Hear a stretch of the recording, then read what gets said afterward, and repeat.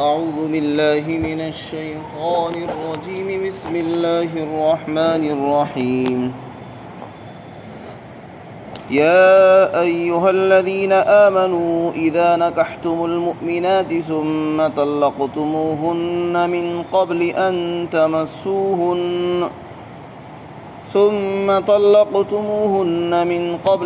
تمسوهن فما لكم عليهن من عدة تعتدونها فمتعوهن وسرحوهن سراحا جميلا۔ اے ایمان والو، جب تم نے مسلمان عورتوں سے نکاح کیا ہو اور پھر تم نے ان کو طلاق دے دی ان کو چھونے سے پہلے، تو پھر تمہارے لیے ان پر کوئی عدت واجب نہیں ہے جس کو تم شمار کرو، اور انہیں کچھ سامان دو اور انہیں خوبصورتی کے ساتھ رخصت کر دو۔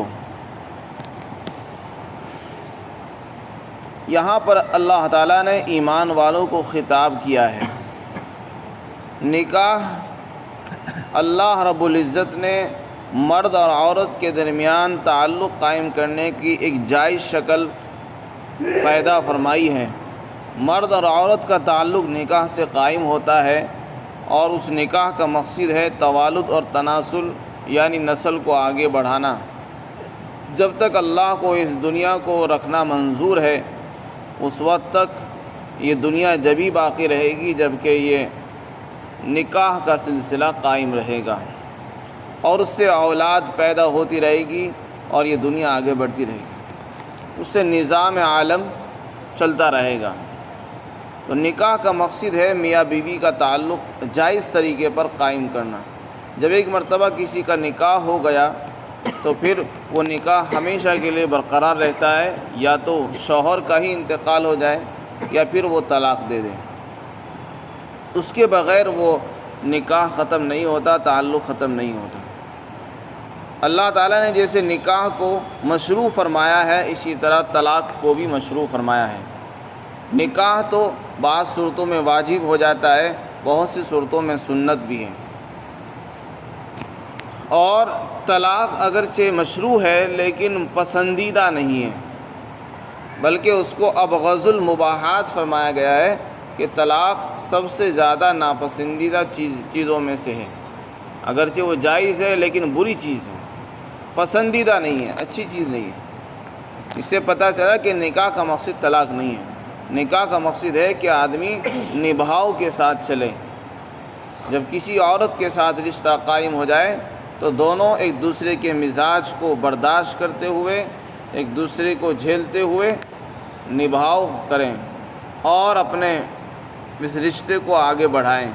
اللہ نے جس مقصد کے لیے اس دنیا میں بھیجا ہے اس مقصد میں اپنے آپ کو لگائیں، اور یوں نکاح کر کے چھوڑ دینا، بار بار نکاح کرنا اور چھوڑنا، یہ ناپسندیدہ چیز ہے۔ اللہ کو یہ بات پسند نہیں ہے،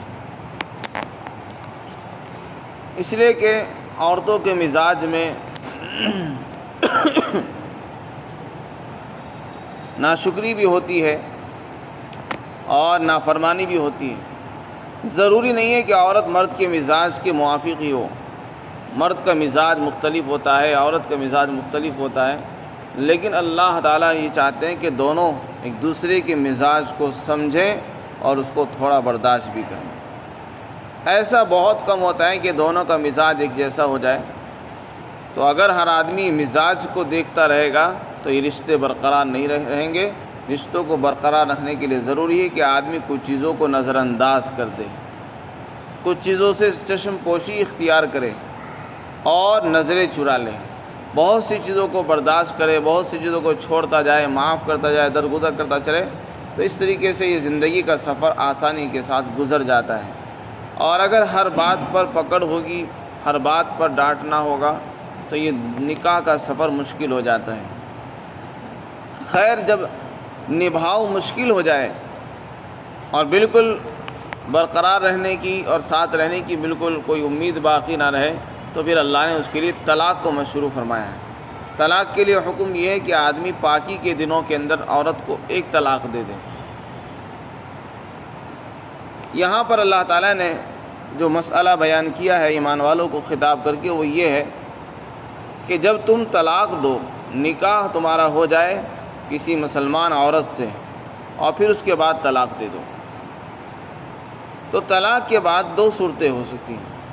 کسی آدمی کا نکاح ہوا مسلمان عورت سے، مسلمان عورت سے نکاح ہونے کے بعد ابھی رخصتی نہیں ہوئی، شوہر اپنے گھر پر ہے اور لڑکی اپنے گھر پر تھی، نکاح کے بعد ابھی رخصتی کی کوئی نوبت نہیں آئی تھی کہ اس سے پہلے ہی بات خراب ہو گئی اور یہاں تک کہ نااتفاقی پھیل گئی کہ دونوں کو رشتہ ختم کرنا پڑا۔ تو اگر رخصتی سے پہلے اور ایک دوسرے کو چھونے سے پہلے طلاق کی نوبت آ گئی تو فرمایا کہ اب اس عورت کے ذمہ طلاق نہیں ہے، اس عورت کے ذمہ عدت واجب نہیں ہے۔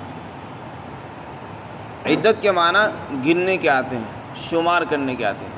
عورت جو ہے طلاق کے بعد جو گنتی ہے، ایام کو گنتی ہے، 3 مہینے یا 3 حیض یا 4 مہینے 10 دن وغیرہ، یہ جو دنوں کو گنا جاتا ہے اس کو عدت کہتے ہیں۔ اس کا ایک مقصد ہے، اس کو انشاءاللہ ذکر کیا جائے گا۔ تو فرمایا جا رہا ہے کہ اگر کسی عورت کو رخصتی سے پہلے اور ایک دوسرے کو چھونے سے پہلے طلاق ہو گئی تو طلاق ہونے کے بعد عدت واجب نہیں ہوگی۔ اس عورت کو اختیار ہے کہ وہ نکاح طلاق حاصل کرنے کے بعد کسی اور دوسرے مرد سے نکاح کر سکتی ہے، اس میں اس کو انتظار کرنا اور عدت میں بیٹھنا ضروری نہیں ہے۔ عدت کب واجب ہوگی؟ عدت کے لیے فرمایا کہ عدت کے لیے ضروری ہے کہ نکاح کے بعد رخصتی ہوئی ہو، ہم بستری ہوئی ہو، یا دونوں کے درمیان تنہائی ایسی ہو جائے کہ اگر کوئی آدمی ہم بستری کرنا چاہے تو کر سکے، چاہے ہم بستری ہوئی ہو یا نہ ہوئی ہو، بس اگر رخصتی ہو گئی، تنہائی اور خلوت حاصل ہو گئی تو پھر عدت واجب ہوگی۔ تو اگر نکاح کے بعد رخصتی ہو گئی اور پھر اس کے بعد طلاق کی نوبت آتی ہے تو شریعت یہ کہتی ہے کہ اب عورت کے ذمہ طلاق کے بعد عدت گزارنا ضروری ہوگا۔ اب عدت کتنے دن گزارے گی اس میں تفصیلات ہیں۔ ابھی عورت کو دیکھا جائے گا کہ وہ عورت کس عمر کی ہے۔ اگر وہ جوان ہے یا 60 سال سے کم کی ہے، جس عورت کو ماہواری خون آتا ہے، تو پھر اس کی عدت 3 حیض ہے، 3 ماہواری ہے۔ پاکی کے دنوں میں اس کو طلاق دی جائے گی اور 3 مرتبہ جب اس کو حیض آ جائے اس کے بعد عدت ختم ہو جائے گی۔ اور اگر عورت 55 سال اور 60 سال سے اوپر تجاوز کر چکی ہے، یعنی اس مدت کو پہنچ چکی ہے کہ اس کو ماہواری بند ہو چکی ہے اور اب ہر مہینے جو ہے اس کو ماہواری نہیں آتی، تو پھر اس کی عدت الگ ہے۔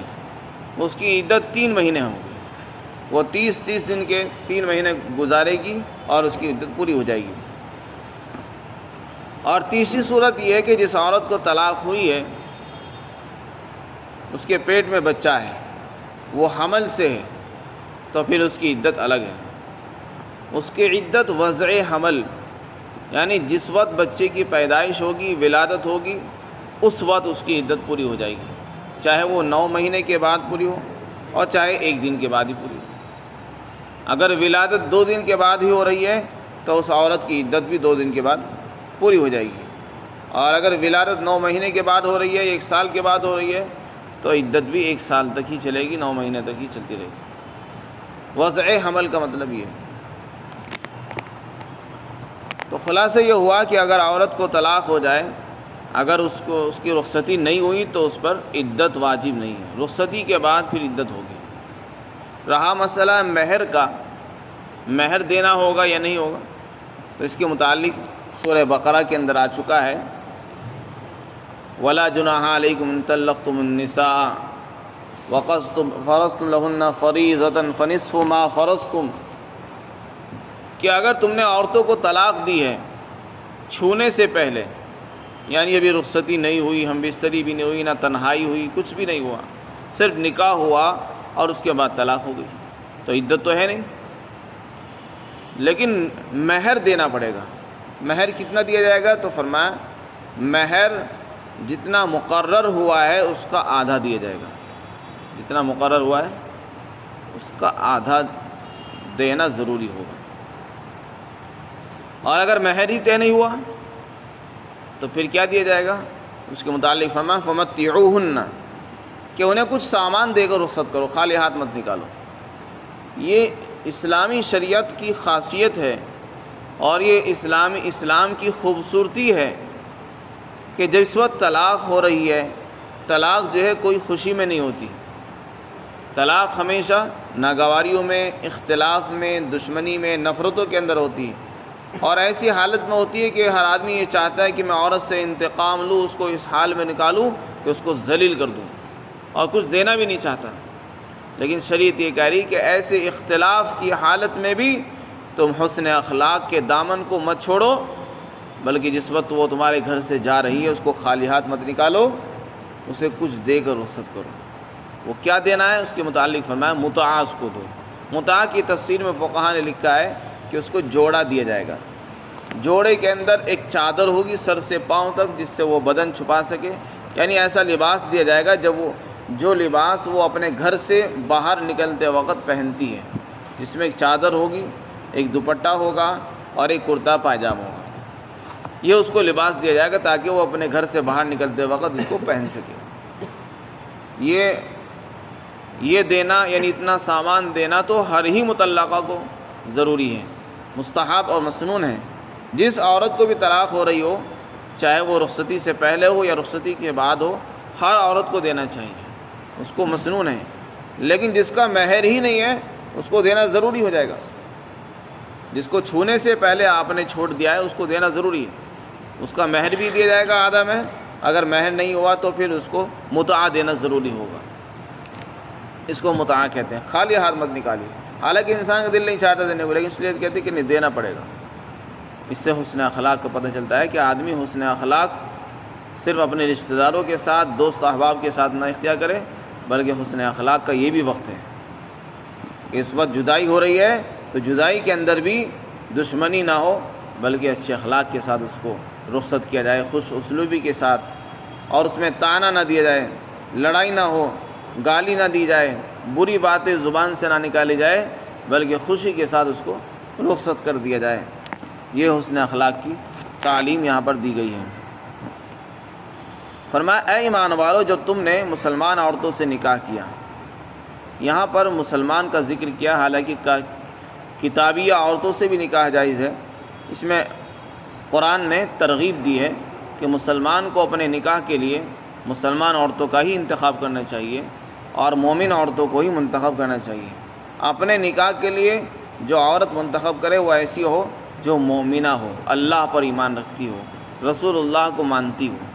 ایسی عورت نہ ہو جو اللہ اور رسول سے بے نیاز اور دین سے بیزار ہو، ایسی عورت کی ضرورت نہیں۔ اس کو چاہیے کہ ایسی عورت کو اختیار کرے جو مومن ہو۔ پھر فرمایا کہ اگر تم نے ان کو طلاق دے دی ہو ان کو چھونے سے پہلے، تو تمہارے لیے ان پر کوئی عدت واجب نہیں ہوگی جس کو تم شمار کرو گے۔ پھر آگے فرمایا ان کو تم سامان دے دو تھوڑا سا، اور ان کو خوش اسلوبی کے ساتھ رخصت کر دو، یعنی جب رخصت کرو تو خوشی کے ساتھ رخصت کرو۔ اس میں شوہر کو ہدایت دی جا رہی ہے کہ ان کو جو سامان دینا ہے اس کو دو، مہر جو باقی ہے وہ مہر دے دیجئے، اس کو مت روکو، جو دے دیا ہے اس کو واپس مت لو، اور ادائیگی کے اندر بخل مت کرو۔ دینے میں بخل کنجوسی سے کام مت لو کہ ہم کچھ نہیں دیتے، ہمارے پاس کچھ نہیں۔ اسی طرح اس کو کسی اور کے پاس جانے سے مت روکو، اگر وہ کہیں اور جانا چاہتی ہے اس کو مت روکیے نکاح کرنے سے، اس کو چھوڑ دیجیے۔